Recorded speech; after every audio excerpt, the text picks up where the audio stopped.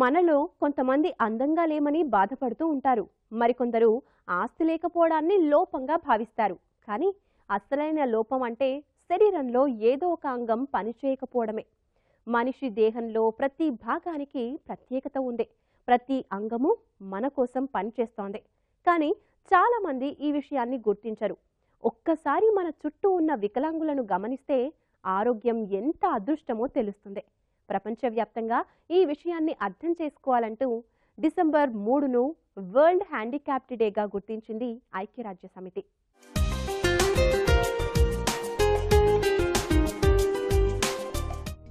శరీరంలో జుట్టు నుంచి కాలి చిటికెన వేలు వరకు అన్నీ ముఖ్యమైనవే.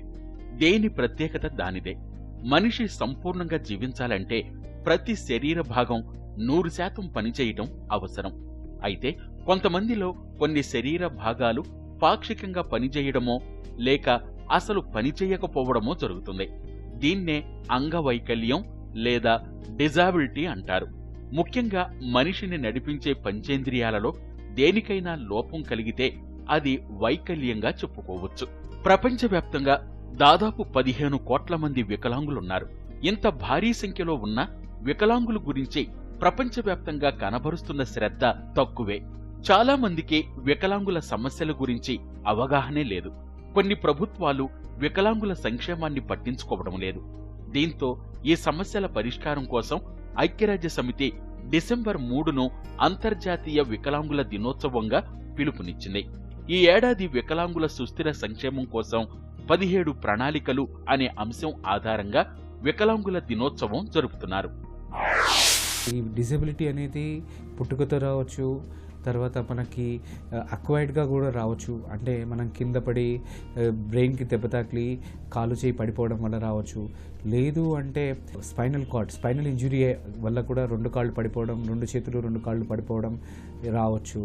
లేకుంటే మస్కులర్ డిస్ట్రఫీ అంటారు. మస్కులర్ డిస్ట్రఫీ అంటే అది జెనెటిక్ ప్రాబ్లం వల్ల కూడా రావచ్చు.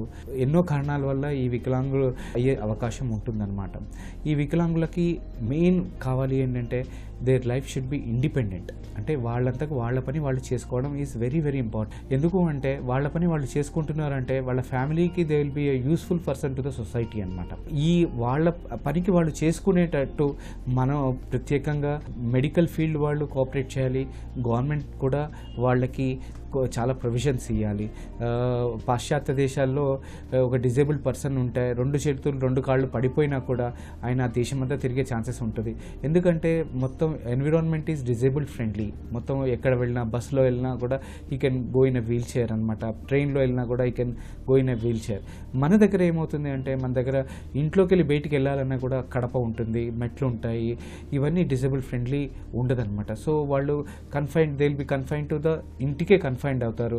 ఇంటికి కన్ఫైన్ అవ్వడం వల్ల మెంటల్ ప్రాబ్లమ్స్ వస్తాయి. ఫిజికల్ ప్రాబ్లమ్స్ లైక్ చేతులు కాళ్ళు సరిగ్గా పనిచేయకపోవడం జరుగుతుంది. ఇంకోటి ఎక్కువ పడుకోవడం వల్ల బెడ్ సోర్స్ వచ్చే ఛాన్సెస్ ఉంటుంది. ఎక్కువ పడుకోవడం వల్ల మూత్రం ఇన్ఫెక్షన్స్, లంగ్ ఇన్ఫెక్షన్స్ ఇవన్నీ వెరీ వెరీ కామన్ అవుతుంటుంది అన్నమాట. వికలాంగులనగానే భారతదేశంలోనూ ప్రత్యేకించి తెలుగు రాష్ట్రాల్లోనూ గుర్తుకొచ్చేది పోలియో కేసులే. ఎందుకంటే దక్షిణ భారతదేశంలో చాలా మంది పోలియో వైరస్ బారిన పడి అవిటివాళ్లుగా మిగిలిపోయారు. అయితే కాళ్ళు చేతులు పనిచేయని వారితో పాటు ఇతర అవయవాలు పనిచేయని వారిని కూడా వికలాంగులుగానే గుర్తిస్తారు. ప్రధానంగా కంటి చూపు లోపం, వినికిడి శక్తి కోల్పోవడం, మాటలు రాకపోవడాన్ని కూడా అంగవైకల్యంగానే భావించాలి. ఈ లోపాల్ని పూర్తిగా సరిదిద్దటం సాధ్యం కాదు. అయితే ఆధునిక టెక్నాలజీ అవగాహనతో కొన్ని లోపాలను అధిగమించవచ్చు. అలాగే కంటి చూపు లేని వారిలో కొంతమందికి తిరిగి చూపు తీసుకురావచ్చు. వినికిడి లోపానికి కూడా అనేక అత్యాధునిక పరికరాలను తయారు చేస్తున్నారు. చిన్నతనంలోనే మాటలు రాకపోవడాన్ని గమనిస్తే స్పీచ్ థెరపీలు కూడా ఉన్నాయి. అయితే ఇవేవి వికలాంగులకు 100% సాంత్వన ఇవ్వలేవు. వారిని సమాజంలో సమానంగా పరిగణించటం ద్వారానే వికలాంగుల ఆత్మాభిమానాన్ని కాపాడిన వారమవుతాం. ఫిజికలీ హ్యాండిక్యాప్డ్ కాదు, దే ఆర్ ఫిజికలీ ఛాలెంజ్డ్. ఎప్పుడైతే ఫిజికల్లీ ఛాలెంజ్డ్ పీపుల్ ఉంటారో వాళ్ళు కూడా ఒక నార్మల్ జీవితాన్ని సాధించగలరు. దానికి కావాల్సిందల్లా ఒకటే, ఒక పాజిటివ్ వర్డ్, నువ్వు చెయ్యగలవు అని ఒక పేరెంట్స్ కానీ వాళ్ళ యొక్క గురువులు కానీ టీచర్స్ కానీ వాళ్ళ లోపల ఎప్పుడైతే ఈ యొక్క ఆత్మస్థైర్యాన్ని నింపుతారో వాళ్ళు ప్రపంచం లోపల ఎవ్వరూ చేయలేని పనులు కూడా అది వాళ్ళు సాధించగలరు. పారా ఒలింపిక్స్ లోపల ఎంతోమంది క్రీడాకారులు వాళ్ళకి ఎంతో ఫిజికల్ ఛాలెంజెస్ ఉన్నా కూడా ఒక మామూలు మనుషులు చెయ్యలేనటువంటి ఏదైతే వాళ్ళు ఫీట్ సాధించి ఎన్నో gold medals, silver medals, bronze medals తీసుకొచ్చి భారతదేశం లోపల మేము చేయగలము అనే ఒక ఆత్మస్థైర్యాన్ని ఇచ్చారు. Thomas Alva Edison. వారు ఎన్నో ఇన్వెన్షన్స్ చేశారు. వాళ్ళ యొక్క తల్లి చనిపోయింది. ఒకరోజు ఒక పాత అల్మారా ఎతుకుతూ ఉంటే అల్మారాలోంచి ఒక చిన్న ఉత్తరం జారింది. అది వాళ్ళ టీచర్ రాసింది. అది లేదా తెరిచి చదివాడు ఎడిసన్ గారు.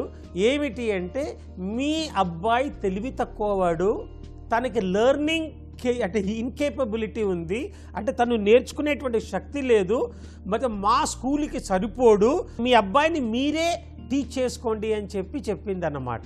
ఆ రోజు మా అమ్మ ఒక మంచి వర్డ్, ఎడిసన్ నువ్వు చేయగలవు, నువ్వు లేదా తెలియగలవాడివి అని ఏదైతే వెన్నుతంటి ప్రోత్సహించిందో అదే నన్ను ఈరోజు ఈ స్థాయికి నిలబడ్డది అని చెప్పేసి అది చెప్పారిందన్నమాట. నాకున్నటువంటి స్ట్రెంగ్స్ ఏంటి, దాన్ని ఏ విధంగా నేను ఇంప్రూవ్ చేసుకోవాలి అనే ఒక ఆత్మస్థైర్యంతో ముందు సాగలిగినప్పుడు మిగతా వాళ్ళకన్నా కూడా మీరు గొప్ప విజయాలు సాధించగలరు. నలుగురు లోపల ఎవ్వరూ చేయలేని పని మీరు చేశారు అనేటువంటి మీకు ఒక సాటిస్ఫాక్షన్ కలుగుతుంది. సానుభూతి కాదు, ఒక స్వశక్తితోటి సాధిస్తాను అనే ఒక మనోధైర్యమే మిమ్మల్ని ముందుకు నడిపిస్తుంది. వికలాంగులను అవహేళన చేయటం మన దేశంలో కనిపించే సామాజిక లోపం. ఇక వికలాంగులకు ఉద్యోగం ఇవ్వడానికి నిరాకరించేవారు ఎందరో. సమాజంలో ఉన్నతంగా ఎదగడానికి వికలాంగులకు కూడా అవకాశం ఇవ్వాలని యుఎన్ కోరుతోంది. సామర్థ్యం ఉన్నా కేవలం వైకల్యాన్ని కారణంగా చూపించి వికలాంగులకు అవకాశాల్ని ఇవ్వడం మానకూడదనేది వికలాంగుల దినోత్సవ ప్రధాన ఉద్దేశం.